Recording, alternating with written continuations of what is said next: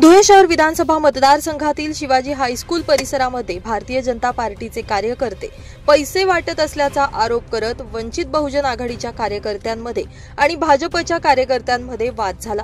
याबाबत वंचित बहुजन आघाडीच्या कार्यकर्त्यांनी तात्काळ पोलीस प्रशासनाला माहिती दिली असता पोलिसांनी शिवाजी हायस्कूल परिसरात दाखल होत 2 जणांना या प्रकरणी ताब्यात घेतलंय।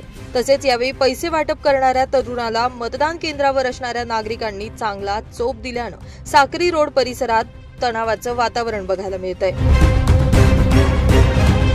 गर्दी कमी करा। काय करत होता इथं?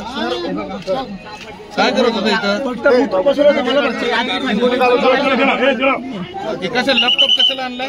लॅपटॉप पोरं बसवले नाव जर स्वतः लॅपटॉप बघायची। ब्युरो रिपोर्ट, माझा महाराष्ट्र न्यूज, धुळे।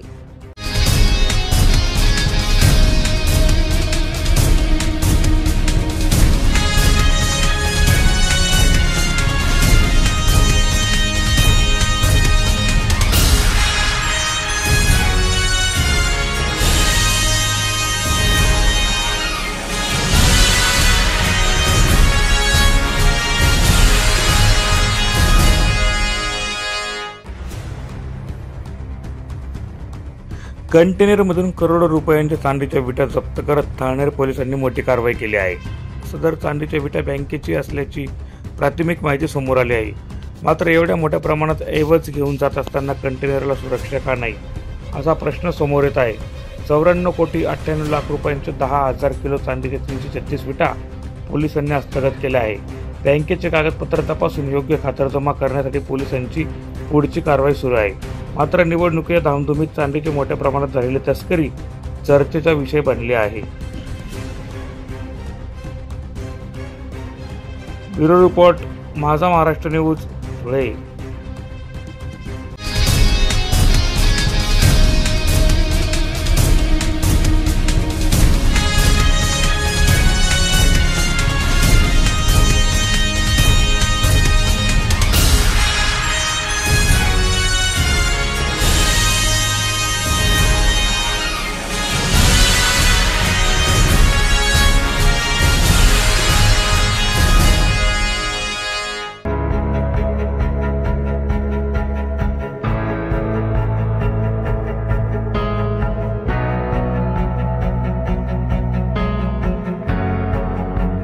धुळे जिल्ह्यातील 5ही विधानसभा मतदारसंघात सकाळी 7 वाजल्यापासून मतदानाला सुरुवात झाली आहे। अगदी कडाक्याच्या थंडीत देखील मतदारांनी सकाळच्या सुमारास मतदान करण्यासाठी रांगा लावल्याचं दिसून आलं।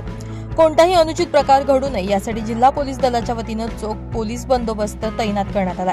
यामध्ये धुळे शहरात प्रामुख्यानं तिरंगी लढत, धुळे ग्रामीणमध्ये तिरंगी, शिंदखेडा विधानसभा मतदारसंघात दुरंगी तर साक्री विधानसभा मतदारसंघात तिरंगी लढत बघायला मिळते। शिरपूर विधानसभा मतदारसंघात तिरंगी लढत बघायला मिळते। सकाळी 7 ते सायंकाळी 6 वाजेपर्यंत मतदारांना मतदानाचा हक्क बजावता येणार आहे। यामुळे मतदार राजा कुणाच्या पारड्यात कौल टाकतो हे येत्या 23 तारखेला स्पष्ट होणार आहे।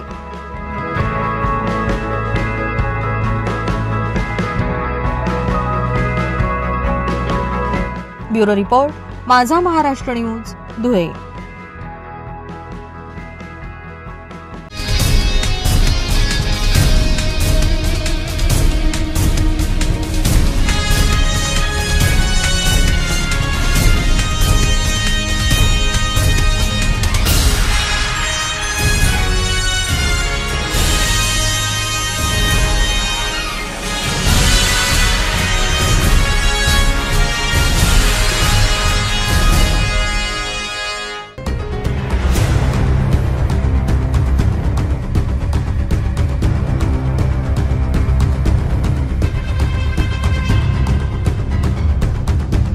विधानसभा निवडणूक निर्विवाद व शांततामय वातावरणात पार पाडण्यासाठी शासनासह निवडणूक आयोगानं निवडणुकीच्या काळात दारू विक्री बंद करण्याचे आदेश दिलेत। मात्र शासनाच्या आदेशाची धुळ्यात पायमल्ली होताना दिसून येते। धुळ्यातील 5 कंदील भागातील चेनी रोड परिसरातल्या गुलशन बार आणि महाराजा बारमधून खुल्या दारू विक्री होत असल्याचा व्हिडिओ माझा महाराष्ट्र न्यूजच्या हाती लागलाय। शासन आदेश धुडकावत दारू विक्री करणाऱ्या मालकांविरोधात कठोर कारवाई करण्याची मागणी आता समोर येऊ लागली आहे। शासन प्रशासन या बार मालकांविरोधात काय कारवाई करणार हे बघणं देखील आता तितकंच महत्त्वाचं ठरणार आहे।